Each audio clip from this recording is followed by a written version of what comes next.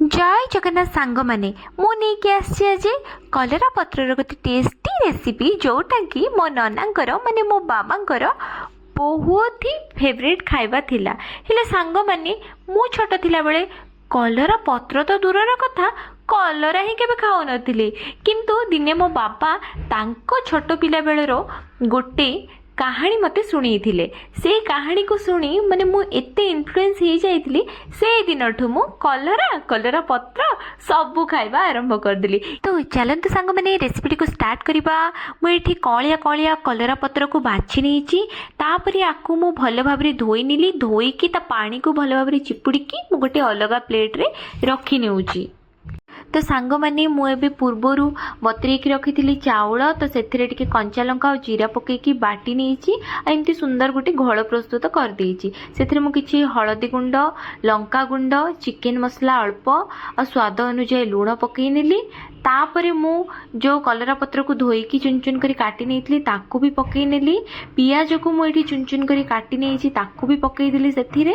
तापरे आकु मु भलो भाबरे मिसेई देली। मिसेई के आकु मु किछि समय गोटे 5 मिनिट रखी देली। तापरे मु एठी गोटे फ्राइंग पैन नेइछि, एथिरे मु किछि तेल ऐड करूछि जेहेतु हमर तावाटा बहुत भलो भाबरे गरम हे जाइछि। एबे मु एथिरे पकेइबे हमर जो प्रस्तुत करके रखी थी मो कलरार माने पिठौ सेटा पकई देली भलो भाबरे। आकु आमे गोटे चकुली परिका किंबा ऑमलेट शेप रे आमे आकु पकई दबा।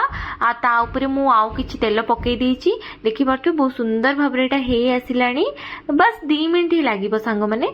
मु आकु एबे धीरे धीरे करके उल्टै देबी, काहे कि मते गोल वाला ही पसंद, मते सी भांगी गले मते बिल्कुल भी पसंद नाही। तो सेकंड ट्रिप मु एटा पकोछि आउ थरे। याकू भी मु सेई शेप रे ही पकई देली, ताकू भी भल से भाजी नेबी। तो केमिति लागिला आपण मानकू मते कमेंट माध्यम रे निश्चय जणेबे सांग माने। बहुत ही सहज और बहुत ही टेस्टी और हेल्दी मध्य। तो सांग माने कहानी टिकु सुनिबा। तो मो नन्ना जेते बेले छोट थिले तो सेते बेले को मो दादा ना कुनी छुआटे हेथिले। मो जेजेमा कोन करंती प्रतिदिन कुआर पानी आने पे जानती। तो सेते बेले को तो से एते कुनी छुआ को एकुटिया घरे छाडी के जाई परिबेनी ना। तो मो नन्ना को से कहते कि तू बाबू पाखे टिके बसे आउ ताकू जगे मु कुआरू पानी नहीं के आसे।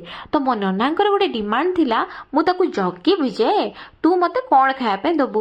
हेले सेते बेले तो सांग माने गाँ गहली रे एते भलो दुकान बजार न थाए, छोट पिला खाइला बेला किछि भी जिंस भी मिलु नथुला।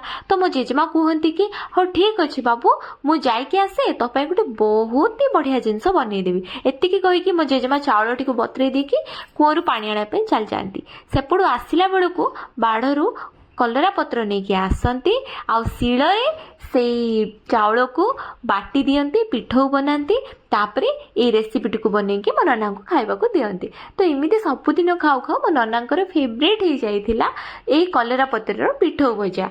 तो मु ए कहानी को सुनिला परे मु भाबिली नना जदि सबुदिन खाउथिले तो मु भी आज टिके टेस्ट करी। आ विश्वास करेनि सांग मैंने मुझे टेस्ट कला परे मते एते पसंद आसीथिला आ मोर से दिनठु एटा फेवरेट हो जाइथिला। ताहले आ देरी काहे कि सांग मैंने ए वर्षा पाग को गरमा गरम कलरा पत्र पिठौ भजा बनांतु आ घरे खांतु। मते कमेंट माध्यम रे निश्चय जणेबे आपण माने बनेइले कि नाही आ केमिति लागिला।